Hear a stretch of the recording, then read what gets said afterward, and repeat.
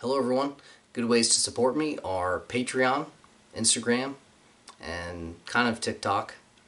And of course liking and subscribing to this video here. Woo!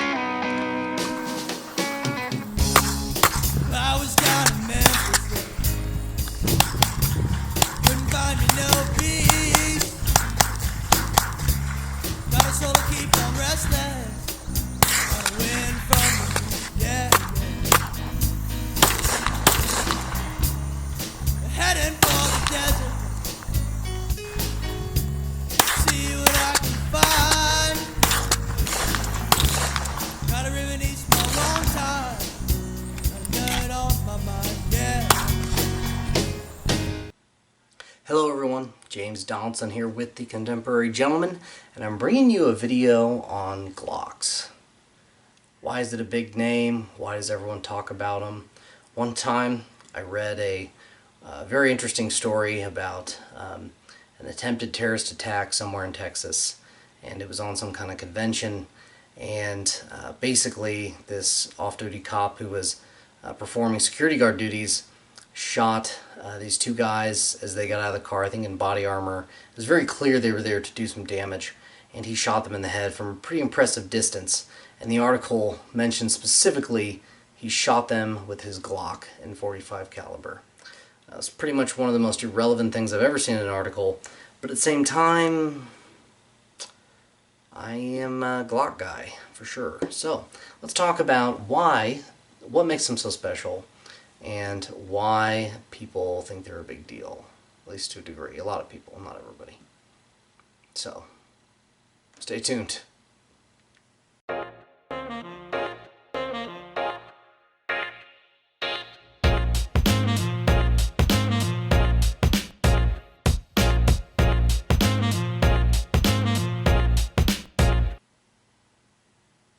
So jumping right into the meat and potatoes.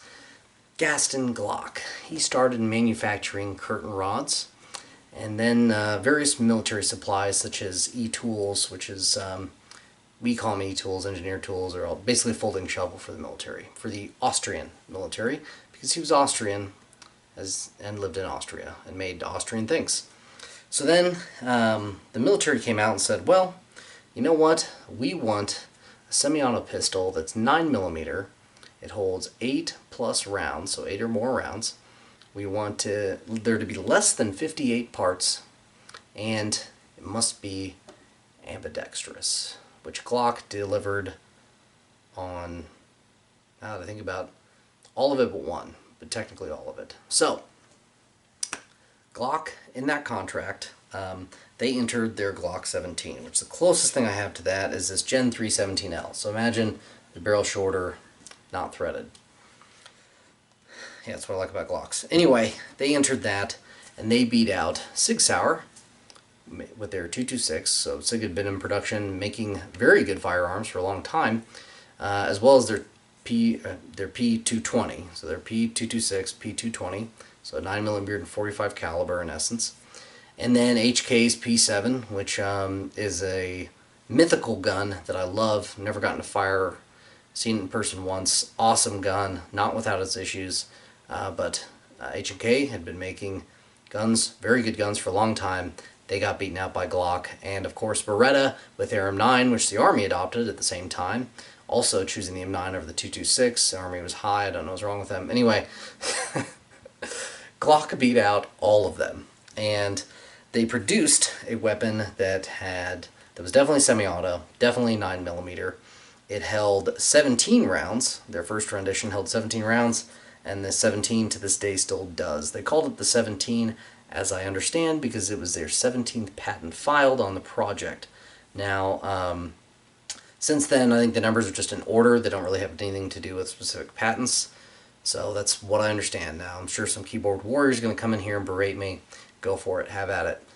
Anyway, as far as parts, 58 was 58 or less They came in at like 34.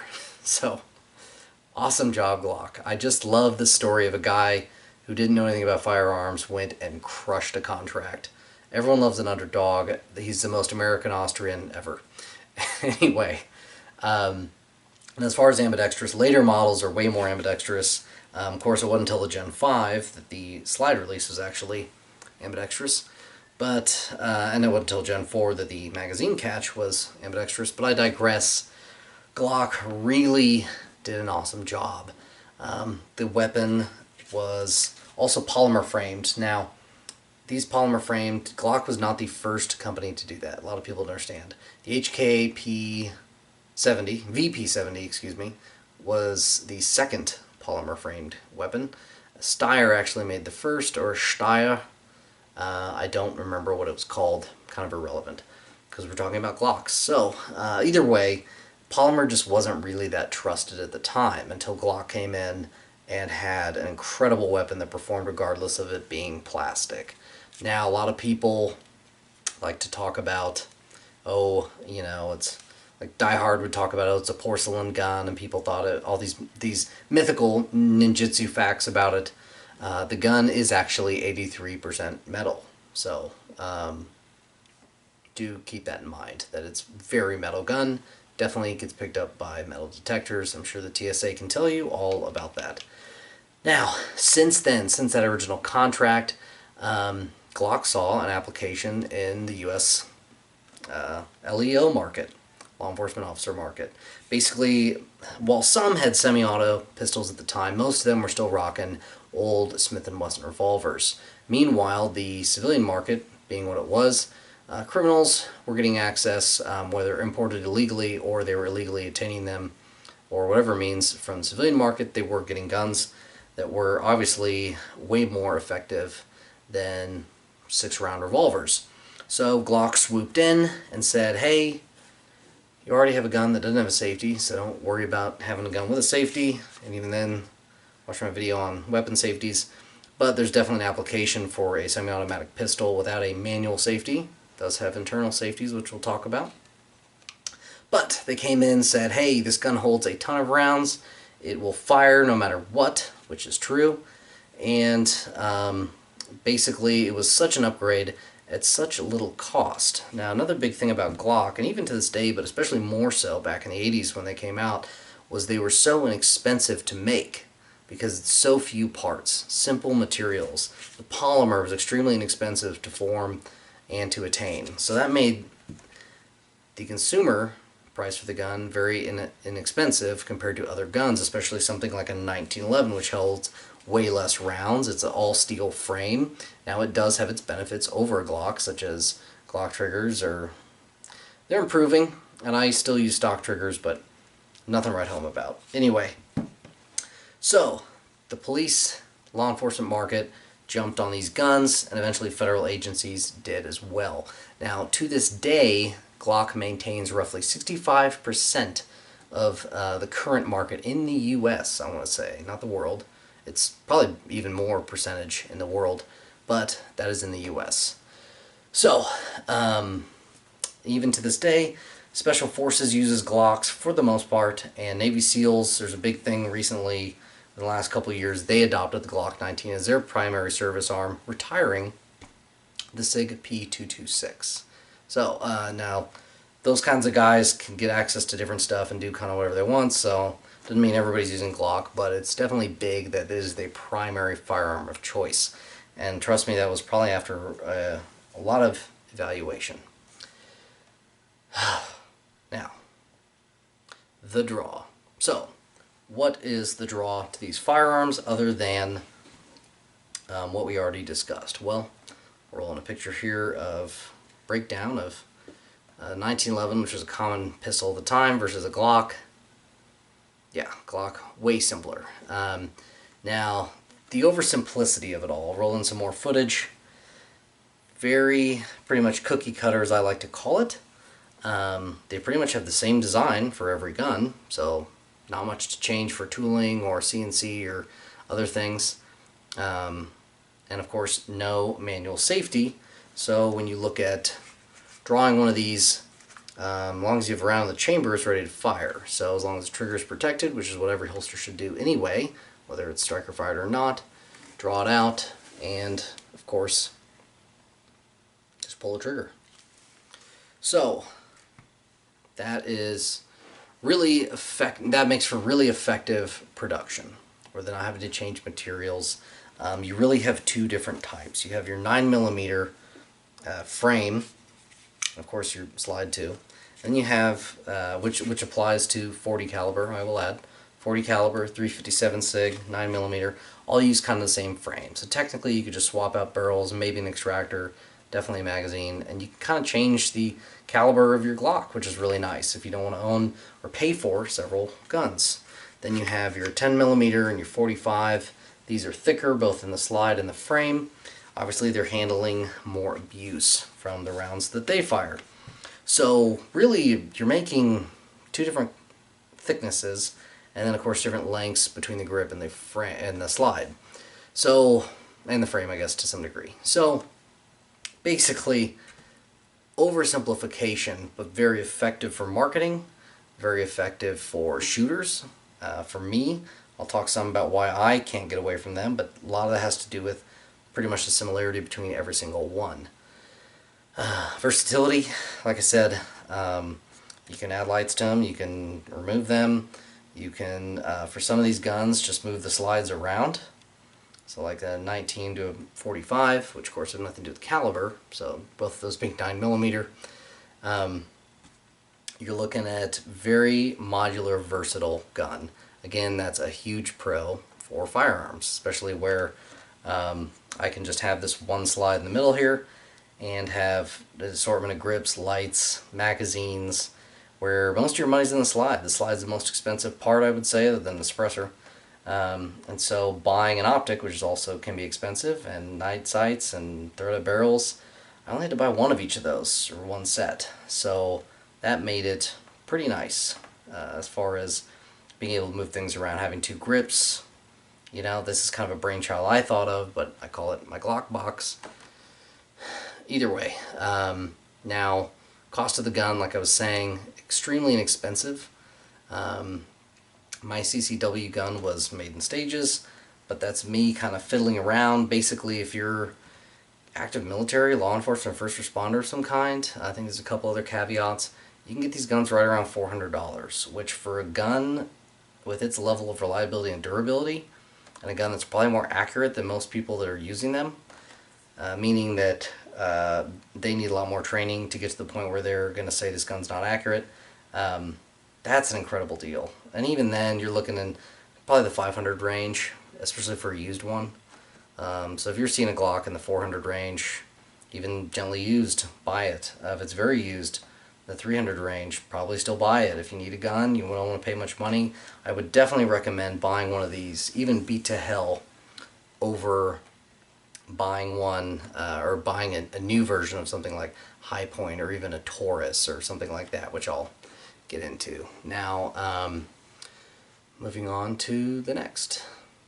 Magazines. So magazines are huge because, as you'll see in this picture, they're all the same as well, just like the guns. And what that means is, as long as your grip is short enough, it can take a shorter mag. And then, of course, if you have the shortest grip, it's going to take any magazine for it or above it. So that gives you lots of versatility. And yeah, I mean, not much else to say. These magazines are great. Magpul started making some. From my experience, they've been really great, and from what I've seen, they're also really great. So I recommend checking them out as an option. But either way, the magazines are pretty inexpensive, and I'm going to get into accessories. Believe me. So, caveats and variables, right? Here I have a gun. It's a hammer fired, not striker fired. It's got a hammer, and so if I am aiming and pull a trigger, the round doesn't go off, I can pull again because it's double action feature, right? So if it was a light primer strike the first time, I can restrike it hoping the round goes off. Now most people aren't going to worry about that. They're just going to rack another slide in and do whatever's next for them to do. So when you're looking at a Glock pistol being striker fired, you're up, you shoot, and then if the round doesn't go off, you have to redo it. Now, for me, for a lot of people, we're going to rack another round in anyway. Why gamble on a few extra seconds for a round that probably won't go off the second strike? Just depends on what your preference is. I'm not going to say there's a right way or wrong way. My thinking is my thinking. There are people that share it. Some people are going to do the other way, and there's going to be people that agree with them. So, there we have it. Next, striker fire. Keep talking about being striker fired. As you can see, there's no hammer. So basically, and you can go to my How Pistol Functions video to learn more about the Glock specifically, but it really revolutionized things, and it was not the first striker fired pistol. In fact, technically the P7, which it beat out in the Austrian competition for a military handgun, that is striker fired. The VP70 was striker fired. I believe Steyr also had a striker fired gun. Anyway, there's a catch here. It pulls back, and when you let go, it slides forward. It's connected to the firing pin. That's what strikes the primer on the cartridge. Now you've got your trigger bar here. And so when you pull the trigger, it moves the trigger bar, and it moves this part back, which pushes this part of the firing pin back, and then releases it. So I can go into more detail, no need to. This sticks up because it depresses the firing pin safety, and I don't know if Glock was the first one to do that. They're definitely not the only ones doing it, and haven't been for years now, but I can't tell you if they were the first ones. But basically, if your firing pin sitting in there, there's a block that sits there like this, and so it's in front of it. I guess do my hand that way, it's in front of it, and when the trigger bar pushes it up and out of the way, it allows the firing pin to move forward. So if you drop the gun, not actuating the trigger, but instead releasing the part back here, lets it slide forward, it hits that firing pin block, doesn't let it discharge the primer. Very good design. Of course, hitting the trigger bar raises it, moves that safety out of the way. So, mechanical safeties is what they call those. Anyway, that's just a quick rundown. Yet another caveat and variable. Of course, that's how pretty much any striker fire weapon is going to operate these days. And next, I really haven't talked about it enough, which is me being facetious because I've talked about in this video and the last video, is they don't have manual safeties. So, it just adds to the simplification of this gun and how you can train on it less, you can focus on other parts of it less, and just focus on the main parts of shooting a pistol, which is sight picture, grip, trigger pull, etc., etc. So, again, simplicity, simplicity, simplicity. So, when it comes to design change, there's been very little. So here we have a Gen 3. Now this does have an extended mag release, which I don't really care for. I like it in. But either way, this is Gen 3. The kind of the most obvious changes are in the grip. So here's a Gen 5. No finger grooves. Texture is different. This is not ambidextrous slide release. This is. So you have things like that. And people like to say, oh, Glock perfection. If they're so perfect, why do they keep changing it? Well, A, they listen to their customers. Getting rid of these finger grooves, that was a major customer complaint for years. So, Gen 3, Gen 4 had the finger grooves, and they came off for Gen 5. Will probably stay off. People joke that they'll put them back on because people complain. I think it's funny. But they probably won't. Anyway, yeah, well, the way I see it is they're always pursuing perfection. Progress, not perfection. And also that's been fantastic marketing. So let's get into marketing. Further marketing, big thing is movies and pop culture, right? John Wick, he had HK P30L, and Glock 26 in the first movie, and then he's pretty much had Glocks ever since, other than the occasional 1911. So, U.S. Marshals, Tommy Lee talking trash on nickel-plated sissy pistols, Die Hard talking about a porcelain gun made in Germany or Austria, and it can't be detected by metal detectors. Obviously, not all this is accurate, But if you watch a show with a gun in it, especially more than one gun, odds are you're going to see a Glock. And that's just marketing you can't get out of your head. So it's like a catchy tune. Now, also, Glock perfection. That's a really great way to market yourself, is saying you're perfect. I will say, with the subtle changes they've done, I kind of liken them, I think I said this earlier, to a 911 Porsche. That design has hardly changed throughout the years, but it has improved. So, there you go. Now, this isn't the last striker-fired pistol that will be made.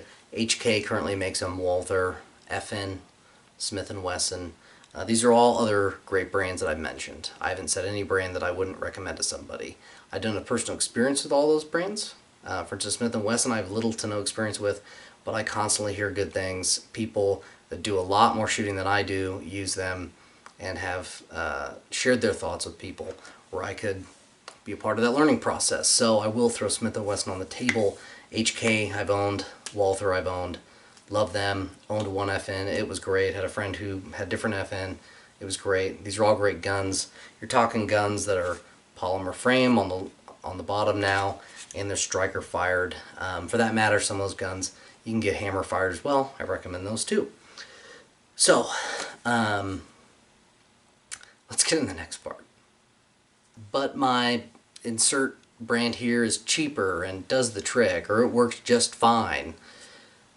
As a guy in sales, then I usually default to selling the higher end things. My question is always, what is fine? Easy sell to me is when you're selling something that people's life relies on. If you're selling car seats, I don't want to buy what works fine for my kid. I probably want, and I'm going to get suckered into buying the most expensive one or nearly. Same thing with guns. Not that I'll buy the most expensive. By all means, if you want to, do it. But I'm definitely not going to buy the cheapest. And so Glock is probably the front runner of being pretty amazing for the price point it's at, which I've kind of talked about. So when people talk about their Taurus or their high points, you know, some people do have that high point that's ran incredible. Okay, whatever. But here's how I look at it. Hard use and testing. More people own Glocks than probably own high points. Therefore, more Glocks are getting more use, where I mentioned special forces, Navy, law enforcement. That's a lot of guns going through a lot of hard use. So they're getting a certain level of customer R&D over what the factory can do. So, you know, there were some slight changes that Glock had to do with a rendition of their Gen 3s or 4s, I think it was their 4s, and they fixed it right away, and they got customers' weapons fixed. So in the end, you're looking at a company that is getting a lot more feedback on what it's selling. Not to mention, let's get into the odds. The odds of me getting a bad Glock are slim to none. Meanwhile, the odds of getting a Taurus, if you talk to all the Taurus owners or all the high point owners, I'm sorry I'm using them as an example, I'm calling them out, but it's how I see the world, you're going to have more people who are disappointed in their Taurus or their high point by a landslide victory. So when you're talking, you have a 60% chance of getting a gun that's really good, or even an 80% chance of getting a gun that's really good, versus a 99% chance or higher, I would like to go with the Glock and the 99% chance. I want a gun I don't have to mess with or address. That's just me. So we're almost done with the video. So I myself, I was avoiding Glocks for a long time. I thought they were, I don't want to say overrated, but I didn't think they were that interesting. I wanted to get something that a lot of people didn't necessarily have, and that's where things got tough for me, because I was carrying a couple different guns that I'd switch between. One was HK P30L LEM, so it was a double action only trigger, very light, very short trigger pull. As far as distance, great weapon, but it was a huge difference in trigger style than the HK B2000 SK that I carried, which is double single, had a decocker, etc. So I needed something more cookie cutter at the time. HK was not so cookie cutter. The P30 SK didn't exist. Of course, that's what I have now, and no P30L. But those guns didn't exist. So when I wanted to carry a couple different size guns based on what I was wearing and the season, being in the Midwest, I kind of had to switch to Glock, which is kind of funny because I sold one HK and it paid for a Glock and a half. So that can also tell you some about the market we're in. So since then, if I pick up my carry gun, of course I have got a 12 round mag for mag pull, it's going to feel very similar to me picking up my we'll call it non-carry primary firearm. So same slide, pretty much the same movement. Okay, now let's take gun I like for fun. Other than aiming slightly differently because the height of the sights, still gun aims right on. And then of course we have my 10 mil, my Glock 40. Pretty much the same thing. So what I'm getting at is, if I practice with one gun, it's like I'm practicing with all of them. And here, if I had this array of different guns, it'd be a different story. Now the other thing is, I have really pigeonholed myself coming up with this setup. It is convenient. I've done a video on the first setup already. Now that I have an optic and a new different weapon light and stuff, I'll do another follow-up video. But the low cost of having, in essence, two guns is incredible. And I just can't find a setup where I can cut up an H&K or an FN or something like that. Not saying it can't be done, but it's just not as easy to do. Plus the cost of the lower portion, it's a lot less expensive for a Glock frame than it is an H&K or FN, etc. So I really don't see me moving away from the Glock platform. Now what's funny is H&K is my favorite firearm company and probably firearms, but they just don't fit what I'm doing. So therefore I only own the one, which I really bought for my wife. So good for her for being an HK fangirl, even though she probably wouldn't care. So I kind of can't move away from Glock, at least as far as my tools are concerned. And finally, popularity, accessories. The Glock aftermarket is insane because it is an extremely low price. Their factory magazines alone, their OEM stuff is very aggressively priced, and then of course aftermarket stuff is kind of paralleled. So whereas my HK45 you had to buy new magazines for it, $75 a pop, you're looking at a Glock 21 magazine, so 45 caliber, you're probably looking at $20 or less all day. And because there's so many on the market, especially if you buy a few at a time, you're looking at pretty aggressive deals on 9mm magazines as well. Magpul makes some great ones, and of course the Glock OEM ones. Didn't care for the Pro Mag one I had.